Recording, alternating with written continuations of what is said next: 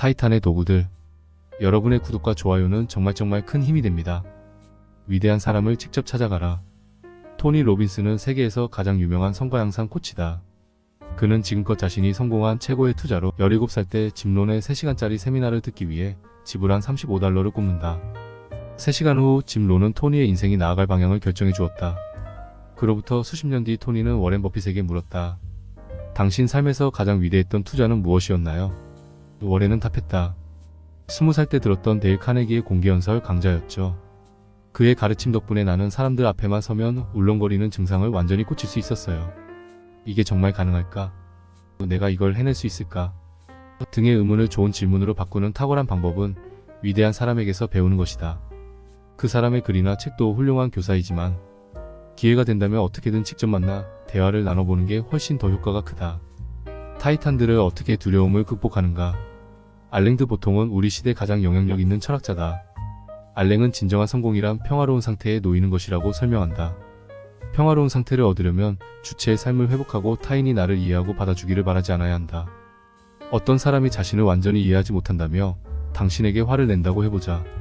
그의 얼굴을 천천히 살펴보라. 그는 당신의 이해 부족 때문에 화를 내고 있는 게 아니다. 이해받지 못하고 있다는 자신의 불안 때문에 당신에게 못되게 구는 것이다. 대부분의 화와 불안, 두려움은 이런 방식으로 세상에 존재한다. 그러니 당신은 타인의 반응보다는 자기 자신의 반응을 더 깊이 살펴야 한다. 타인에게 상처받는다는 건 결국 자신에게서 상처받는다는 말의 다름이 아니다. 알랭은 계속 조언한다. 불안에서 벗어나는 가장 좋은 방법은 지금 이 순간의 좋은 일에 감사하는 것이다. 모든 것은 끝이 있고 모든 것은 사라진다는 것을 알아차려야 한다.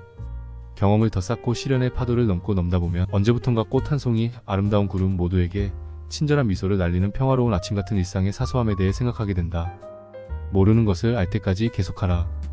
말콤 글래드웰은 아버지에게 질문을 던지는 법을 배운 다음 비로소 글쓰기에 눈을 떴다고 설명한다. 그의 아버지는 지적인 차원에서 불안감이 전혀 없는 사람이었다. 다시 말해 내가 이런 질문을 던지면 사람들이 나를 바보로 생각하면 어쩌지? 그 따위의 고민을 한 번도 한 적 없었다. 그래서 말콤의 아버지는 이해되지 않는 것이 있으면 아무 거리낌 없이 상대에게 질문한다. 잘 모르겠네요. 좀 더 쉽게 설명해 주시겠어요? 모르는 것을 알 때까지 계속 묻는 것. 그것이 질문의 정수요, 가장 좋은 질문법이다. 최고의 성과를 창출하는 사운드 트랙. 타이탄들의 80% 이상은 어떤 방식으로든 아침 명상을 한다. 그렇다면 나머지 20%는? 그들 대부분 명상과 비슷한 활동을 한다. 그 가운데 가장 흔한 패턴은 집중력을 높이기 위해 더 큰 성과를 위해 노래 한 곡이나 앨범 하나를 반복해서 듣는 것이었다. 그들의 작업장에선 항상 다음과 같은 음악이 울려 퍼진다. 암벽 등반에 떠오르는 젊은 스타 알렉스 호놀드는 영화 라스트 모히칸의 사운드 트랙을 들으면 컨디션을 점검한다. 여행의 기술을 쓴 롤프 포츠는 영화 사이드 웨이웨이 크래셔 금발이 너무의 음악을 만든 작곡가 롤프 켄트의 젠 이펙트를 일하기 전 30분간 틀어놓는다. 오토매틱의 CEO 매트 뮬레네그는 에이셈 로키의 에브리에디와 드레이크의 원댄스를 들으며 머릿속을 정리한다. 세계 최고의 여성 장애물 달리기 선수인 아멜리아 부는 스매싱 펑킨스의 투나잇 니드 투 브리드의 킴 유어 아이스 오픈의 광팬이다. 유튜브의 철학자로 불리는 유명 저널리스트 제이슨 실바는 한스 짐머가 만든 영화 인셉션의 사운드 트랙 타임을 사랑한다. 구글 임원 출신인 크리스 사카는 바우어의 할렘 쉐이크, 제이지와 카네 웨스트가 함께 부르고 비욘세가 피처링한 리오토 오프가 틀어져 있으면 엄청난 양의 이메일을 처리할 수 있다. 통상 타이탄들은 창의적인 작업을 할 때 앨범 한두 개와 영화 한두 편을 고른다. 특히 베스트셀러를 많이 펴낸 작가들은 대부분 밤 11시에서 4시에 일하는데 집중력이 극대화되는 시간이기 때문이다. 그들의 가장 큰 특징은 같은 영화 종종 음성을 소거하나 음악을 계속 반복해서 듣거나 틀어놓는다는 것이다. 100번도 넘게 본 영화가 있고 1000번도 넘게 들은 음악도 있다. 그들이 선택한 영화와 음악은 독창적인 작업, 즉 혼자만이 할 수 있는 작업에서 오는 고립감을 훌륭하게 상쇄시켜준다. 나를 가장 잘하는 사람은 누구인가? 행복은 자신을 중심에 놓는 행동이다. 중심에 앉아 해답이 가능하고 간단한 것들에 대해서만 집중해 노력한다. 고정된 시각이 아니라 다양하고 풍부한 프레임으로 세상을 바라보는 사람은 불행해지지 않는다. 깨달음이란 우리가 하는 생각들 사이의 공간이다. 매일 나 자신을 중심에 놓고 생각하면 누구든 일정 수준의 깨달음을 얻을 수 있다. 화려할 필요도 거창할 필요도 없다. 나 자신만 납득시킬 수 있으면 충분하다. 그러니 어딘가로 가지 못해, 무엇인가를 바꾸지 못해 두려워할 것도 불안해할 것도 아니다. 세상에 당신보다 더 현명한 사람은 없다. 그러니 찾아 헤매지 마라. 당신의 삶을 가장 잘 아는 사람은 당신이다. 그러니 당신이 스스로 현명해지면 된다. 언제나 당신 스스로를 향해 걸어라. 스스로를 찾아가라. 좋다. 의 힘. 프로젝트가 취소됐어? 좋아. 다른 프로젝트에 집중할 수 있겠군. 초고속 장비를 구입하지 못했다고? 좋아. 계속 단순하게 나가면 되겠군. 승진을 못했다고? 좋아. 회사 소유 지분이 늘어난 거네. 원하는 일자리를 얻지 못했다고? 좋아. 더 많은 경험을 쌓아서 이력서를 업그레이드해. 부상을 입었다고? 좋아. 안 그래도 훈련을 잠시 쉴 필요가 있었어. 실패했다고? 좋아. 실패는 배움의 가장 좋은 기회지. 바로 이것이다. 상황이 나빠져도 당황하지 마라. 좌절도 하지 마라. 그저 상황을 바라보면서 좋아. 라고 말하라. 좋아. 라고 외치는 건 해결책에 초점을 맞추는 자세다. 갖가지 문제, 실패, 장애물을 미리 알고 받아들이는 자세를 갖게 한다. 새롭게 떠오르는 체온 1도의 중요성. 패트릭 박사를 이 책에서 소개하는 가장 큰 이유는 그가 온열요법의 전문가이기 때문이다. 온열요법 계획적인 열 노출은 성장 호르몬 수치를 높이고 지구력을 대폭 향상시킨다. 일주일에 최소 4번 정도 운동이나 스트레칭 후 71도에서 77도의 온도에서 20분간 사우나를 하면 탁월한 효과를 얻을 수 있다. 최소한 근육통은 크게 감소한다.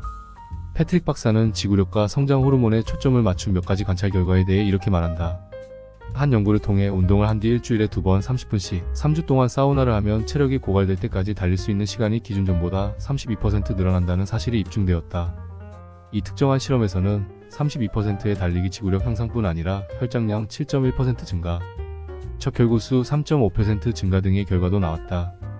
그는 또한 섭씨 80도에서 20분간 사우나를 하고 30분 동안 열을 식힌 뒤 다시 20분간 사우나를 하면 성장 호르몬 수치가 기준치보다 2배로 증가한다고 설명한다. 반면에 섭씨 100도의 건열 사우나에 15분간 있다가 30분 동안 몸을 식히고 다시 사우나를 15분 동안 하면 성장 호르몬이 5배 증가한다. 대개의 경우 사우나를 마친 뒤에도 성장 호르몬 효과가 두어 시간 정도 지속된다. 온욕과 사우나의 효과. 온욕도 성장 호르몬을 기준치보다 증가시키며 사우나와 온욕 모두 부상을 치료하는 역할을 하는 프롤락틴이 대량으로 분비되도록 한다는 연구 결과가 있다. 나는 평소에 뜨거운 욕조나 사우나에 20분 정도 들어가 있는데 그 정도 시간만으로도 내 심장박동수를 크게 높일 수 있다. 대개의 경우 이런 따뜻한 열기 속에 있다가 닐 게이먼의 그레이브야드북 같은 오디오북을 듣다가 얼음 욕조에 들어가고 또 얼음물을 마셔서 5분에서 10분 정도 몸을 식힌다. 이 과정을 2에서 4번 반복하면 건강에 큰 도움을 얻을 수 있다. 찬물 샤워의 힘.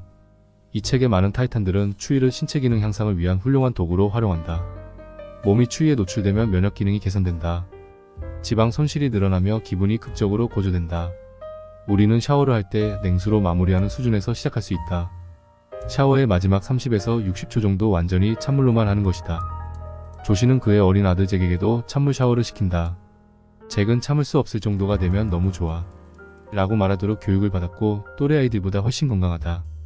찬물 샤워는 특히 운동을 한 후에 효과적이다. 앞에서 설명한 온열 요법과 함께 교대로 반복하면 금상첨화다. 추위에 신체를 노출하는 운동은 우리의 심폐기능을 활성화한다. 나는 빔과 함께 찬물 샤워부터 시작해 차례차례 단계를 높여 추위에 몸을 노출시키는 훈련을 몇 달간 지속했다. 그러고 나자 40초밖에 참지 못했던 숨을 최대 4분 45초까지 늘릴 수 있었다.